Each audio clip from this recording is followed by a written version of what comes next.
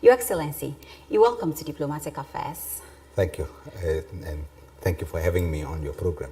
Let's start our conversation with the country Namibia. Namibia is a very young country which gained independence from South Africa. Could you please take us through the journey?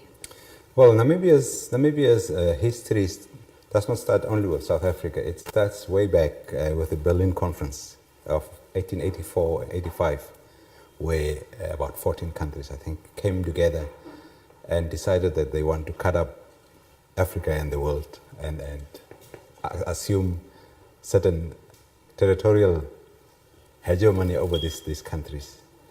Namibia eventually fell in the hands of the German colonial regime. So from there onwards, already you start to see Namibians, or at that time Southwest Africans, saying that no, this is not acceptable. You then find 1904, up to 1907, Namibians agitating against this occupation. Then eventually happens the First World War. And after that, the League of Nations. Now Germany was already being defeated in some ways, and the League of Nations was established. Some of these countries that were colonies were given as League of Nations mandates, but at that time South Africa was under British rule, and Britain assumed this League of Nations mandate. So eventually South Africa became a union, and 1948 they became an independent country taken over by the Nationalist Party. They continued to rule Namibia as if it was part of their province. So that's really when the modern day struggle for freedom started. And people were saying, look, we don't need to be under a League of Nations mandate. We can now govern ourselves. And they started to petition the UN, or actually still the League of Nations, and it did not work. Eventually it went to a situation where the UN took decisions, taking a decision that was not helpful. Eventually also this going to the courts, and the National Court of Justice saying no, actually giving South Africa almost a mandate to continue governing. Here you'd hear the story about Liberia being one of those countries that have submitted our case to the International Court of Justice. But the Namibians continued peacefully until 1966, when they said, no, we have tried all the peaceful means, but it did not work. So 1966 can now be regarded as the actual modern day D-date for Namibia's war against South Africa for freedom. Let's talk about you briefly. You have been a diplomat for how long? Well, about 23 years. I'm a career diplomat. I started my diplomatic service, I think, in June 1995. Yes, so since then I've served in a number of places. Number of places like? I've served in London as a junior officer. And then I served also in Botswana as a deputy head of mission. And now I'm here in Ghana as the High Commissioner to Ghana. 3 years of diplomatic service in Ghana, right? Yes. Have you explored the entire country? Not yet. Ghana is a small country. It's not that big. It's a small country. Namibia is three times the size of Ghana. But Ghana has got a lot of people, 27 million compared to our 3 million. And going around Ghana is quite interesting. You can travel a short distance in a few hours. I've done the southern part, particularly the western region, central region, Greater Accra, Volta, a bit of it, Ashanti region. I've been to the northern region, but there are the other regions that I still need to go to, and hopefully. I believe you have more time to explore the rest Certainly, of the certainly, yeah. places. Yeah. Now, let's come back to Ghana-Namibia relations. 28 years on, Namibia has held its own in the international community and in so much respect, running on its own and very self-sufficient. How did you get here? Well, Namibia is a product of international solidarity. We always recognize that we were helped by other people to get where we are. As I said, our history of fighting South Africa was a long history and a long journey. And during that journey, we have made a lot of friends. So when we became independent, we had a lot of goodwill from our friends who came then and helped us, some through engaging non-governmental organizations, help us to build institutions. But even before that, the UN already established a United Nations Institute for Namibia in Zambia. Mm-hmm. This institute was meant to train people that would eventually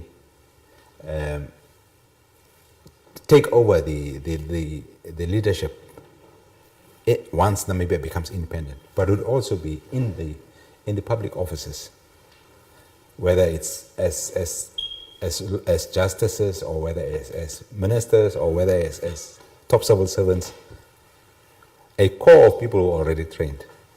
But of course, Namibia, as it was also not stagnant. There were also people that were trained at the local institutions. So at independence, we had to deal with a few things. You know, South Africa was an apartheid state. Yeah. And it then took those same policies of separate development, of segregated development to Namibia. You had a central government, then you had a second-tier government and a third-tier government. Now, the third-tier governments were those governments for the indigenous people. And we had about 11 different tribes, if I can call it that. And that reflected the tiers. So we had, at independence, we had now to bring together those tiers so that when you do things for black people, you were thinking of an inferior product. Yeah. As the person sitting, and it used to be a white person sitting at the central government. So we had to deal with that. So we got to a point where we said, look, let's get these laws out. So as part of the constitution writing process also, certain laws that were promoting segregation, that were promoting this separate but apparently equal development, those were outlawed. Those provisions were scrapped from the books. And now central government had to go and take the services to everybody across the country. And as I said, it's a country 3 times the size of Ghana. Ghana, right. Let's come to the areas of cooperation between Ghana and Namibia. Trade between these two countries, it's still not the best. Yes. It's very low. Very low, very low. What's the plan? What's the way forward? Well, my question was, why? Why do we not see the kind of trade that we see with South Africa and the other neighbors? Neighboring countries. And the answer is, I think, probably more simple than I think.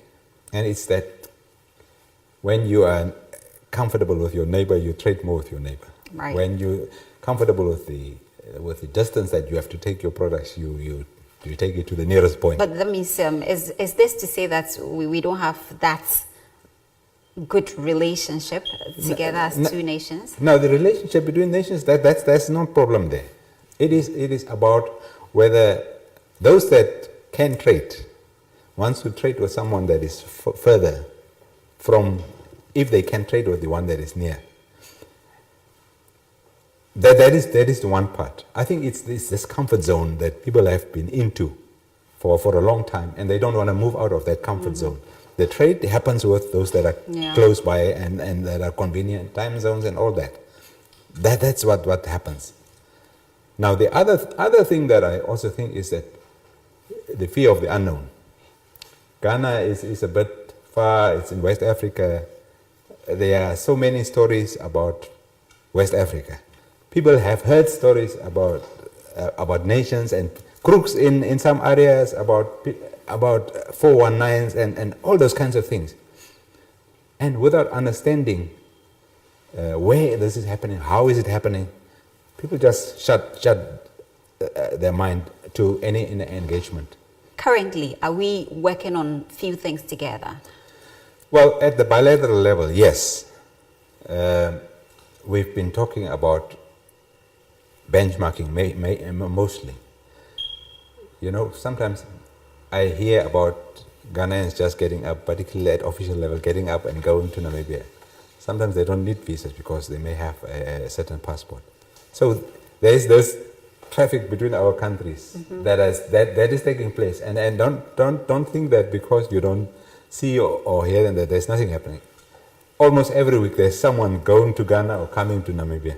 And talking of education, Yes. I know you intend sending some students to come to Ghana to study. Yes, indeed. In fact, there are already some here. Okay.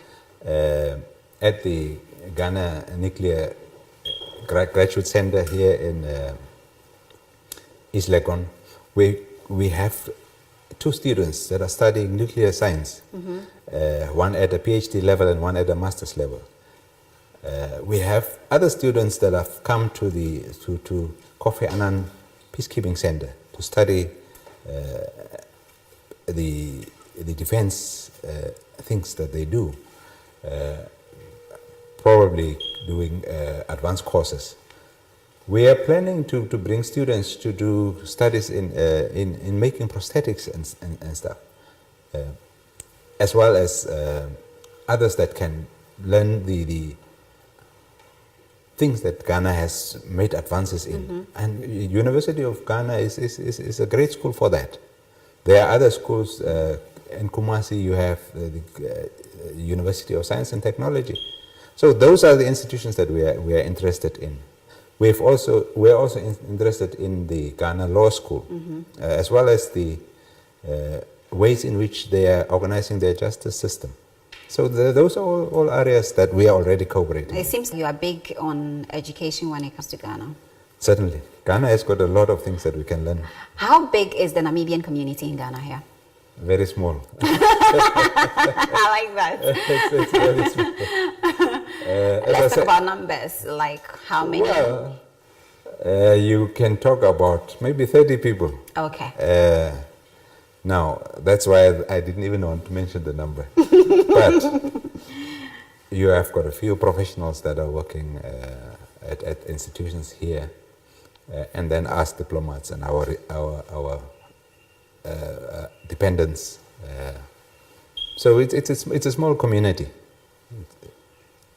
Okay. Hopefully Namibians would come more to Ghana to learn and to exchange. Are we big in your country? You're not too big, but you're sizable. We are sizable. We are sizable. We have got Ghanaians in the universities. We've got Ghanaians also studying in Namibia. Studying in Namibia, teaching, studying, working, consultants, and then Ghanaians that have gone there just to do their own thing. As we wrap up, what does the future look like for both countries, Ghana and Namibia? Well, the future is bright.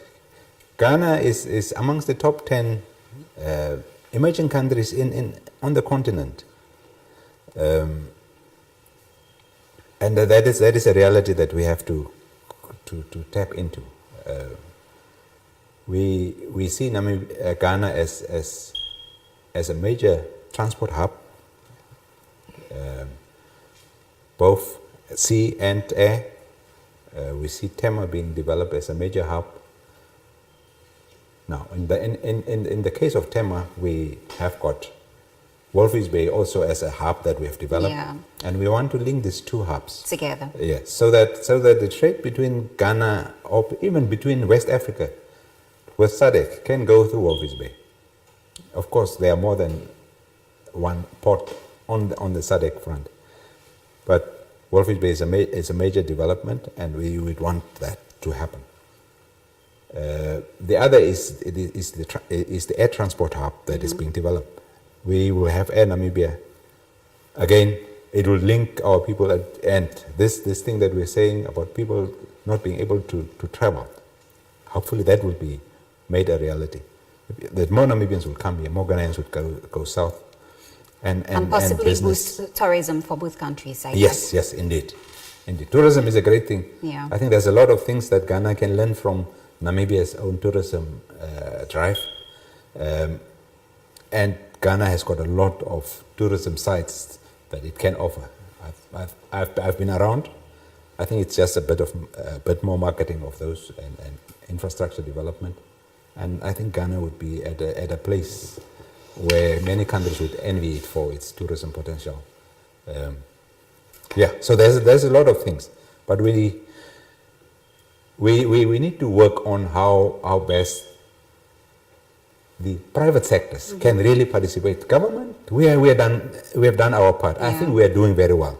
We are talking a lot and we are facilitating a lot of things, but it's about those that have to do the business. They must take up the business. And that is the private sector. That's the private sector. All right.